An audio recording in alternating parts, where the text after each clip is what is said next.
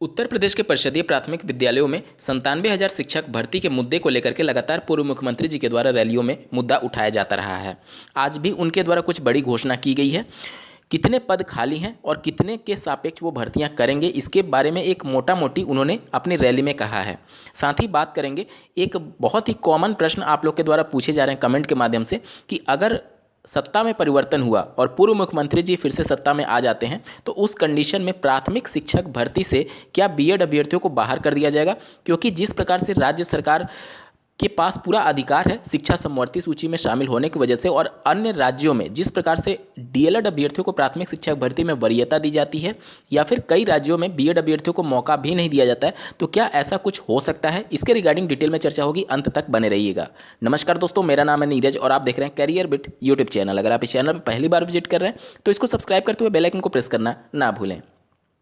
आज भी एक रैली में पूर्व मुख्यमंत्री जी के द्वारा शिक्षक भर्ती और उत्तर प्रदेश के विभिन्न सरकारी विभागों में कितने पद खाली हैं उसके संबंध में एक स्टेटमेंट दिया गया है। पहले आप स्टेटमेंट को सुनिए।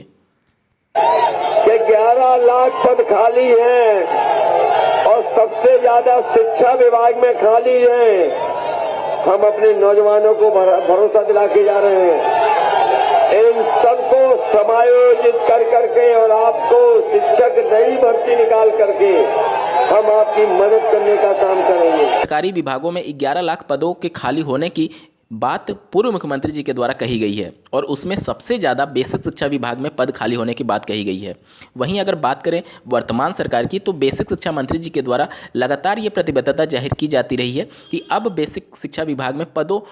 की कोई कमी नहीं है, और एक तरीके से ये माहौल बनाने की कोशिश की गई कि अब इनके पास जो टीचर्स हैं वो सरप्लस हैं, क्योंकि इनकी नीतियाँ कुछ ऐसी थी जिसकी वजह से लाखों की संख्या में यहाँ पर शिक्षकों के पद स्वतः ही समाप्त हो गए। एक तो पहला ये था कि अगर एक ही परिसर में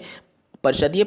प्राथमिक विद्यालय और परिषदीय उच्च प्राथमिक विद्यालय तो दोनों को मर्ज कर दिया गया, जिससे कम से कम एक प्रधानाचार्य का जो पोस्ट था वो खत्म हो गया, जिसकी वजह से एक रिपोर्ट के अनुसार कम से कम 1 लाख परिषदीय प्राथमिक विद्यालयों के जो प्रधानाध्यापक के पोस्ट थे वो खत्म हो चुके हैं। क्योंकि परिषदीय प्राथमिक विद्यालय का जो प्रधानाध्यापक का पोस्ट होता है और जो उच्च प्राथमिक विद्यालय में सहायक अध्यापक का पोस्ट होता है, दोनों की रैंक समान होती है। तो इस वजह से जो वहाँ पर टीचर थे उच्च प्राथमिक में वो यहाँ पर प्रधानाचार्य का भी कार्य देखने लगे, या फिर जो यहाँ पर प्रधानाचार्य थे वो वहाँ पर सहायक अध्यापक का कार्य देखने लगे। तो एक तरीके से देखा जाए तो दोनों तरफ से शिक्षकों की भी पोस्ट खत्म हुई और प्रधानाचार्य का भी पोस्ट खत्म हुआ, जिसकी वजह से उत्तर प्रदेश में बेसिक शिक्षा विभाग में बहुत ज़्यादा पद स्वतः ही समाप्त हो गए थे इस फैसले के बाद से। अब आते हैं आपके दूसरे प्रश्न पर कि अगर सत्ता में परिवर्तन हुआ तो क्या बीएड अभ्यर्थियों को प्राथमिक शिक्षक भर्ती से बाहर कर दिया जाएगा, या क्या इस बात की संभावना है कि डीएलएड अभ्यर्थियों को प्राथमिकता दी जाए?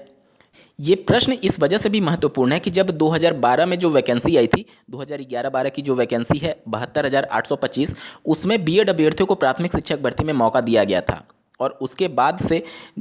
बीएड अभ्यर्थियों को प्राथमिक शिक्षक भर्ती से बाहर कर दिया गया। यानी कि उस समय जो सरकार थी वो सपा की ही सरकार थी, और अब फिर से अगर सपा की सरकार सत्ता में आती है तो निश्चित तौर पर वही सब प्रश्न और लोगों के मन में ये संदेह जरूर उत्पन्न होगा कि क्या इस बार भी बीएड अभ्यर्थियों को बाहर कर दिया जाएगा। देखिए 28 जून 2018 का नोटिफिकेशन निश्चित तौर पर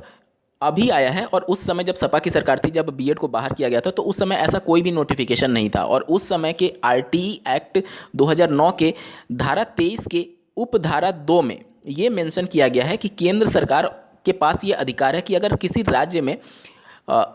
जो न्यूनतम अर्हता है, जो डीएलएड है प्राथमिक शिक्षक भर्ती में सम्मिलित होने के लिए, अगर उनकी संख्या पर्याप्त नहीं है तो केंद्र सरकार अधिकतम 5 वर्ष के लिए वहां पर ढिलाई दे सकती है। उसी नियम के अंतर्गत 2012 में बीएड अभ्यर्थियों को प्राथमिक शिक्षक भर्ती में शामिल किया गया, और उस समय की तत्कालीन राज्य सरकार यानी सपा सरकार ने उसके बाद से बीएड को बाहर कर दिया था और बाद की वैकेंसीज में उनको मौका नहीं दिया था। लेकिन अगर बात की जाए वर्तमान समय की तो 28 जून 2018 का गजट एग्जिस्टेंस में है, जिस पर अभी कानूनी प्रक्रिया के तहत लड़ाई चल रही है माननीय सुप्रीम कोर्ट में। हालांकि माननीय जोधपुर हाईकोर्ट के द्वारा उस नोटिफिकेशन को रद्द करने के आदेश दे दिए गए हैं, लेकिन एनसीटी ने इस मामले को और माननीय जोधपुर हाईकोर्ट के फैसले को माननीय सुप्रीम कोर्ट में चैलेंज किया है, और राजस्थान के बीएड अभ्यर्थियों के द्वारा भी माननीय सुप्रीम कोर्ट में इस मुद्दे को रखा गया है। तो अब अगर सत्ता में परिवर्तन हुआ और सपा सरकार सत्ता में आती है तो इस पर कोई भी वो डिसीजन अपने स्तर पर नहीं लेगी। इस वजह से नहीं लेगी क्योंकि तुरंत सत्ता में आने के बाद से वह एक तरीके से किसी का भी आरोप नहीं लेना चाहेगी, क्योंकि अगर वो इस पर कुछ फैसला लेती है तो बीएड अभ्यर्थी उनसे नाराज हो जाएंगे। हालांकि कोई प्रभाव उसके बाद नहीं पड़ेगा, क्योंकि अभी वर्तमान में आप देखेंगे कि जब 28 जून 2018 का गजट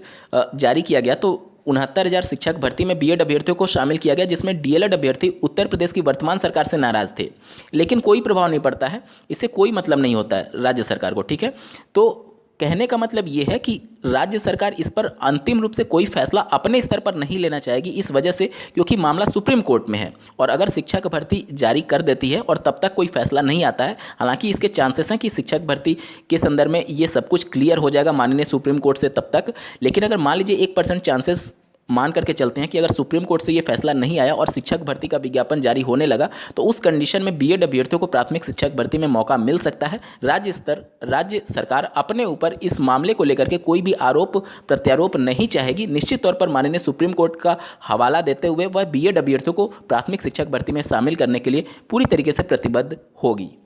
हाँ, राज्य सरकार अपने स्तर पर इतना जरूर डीएलएड अभ्यर्थियों को सहूलियत दे सकती है कि वह डीएलएड अभ्यर्थियों को प्राथमिक शिक्षक भर्ती में एक तरीके से प्राथमिकता दे सकती है, जिस प्रकार से उत्तराखंड राज्य सरकार ने दिया था।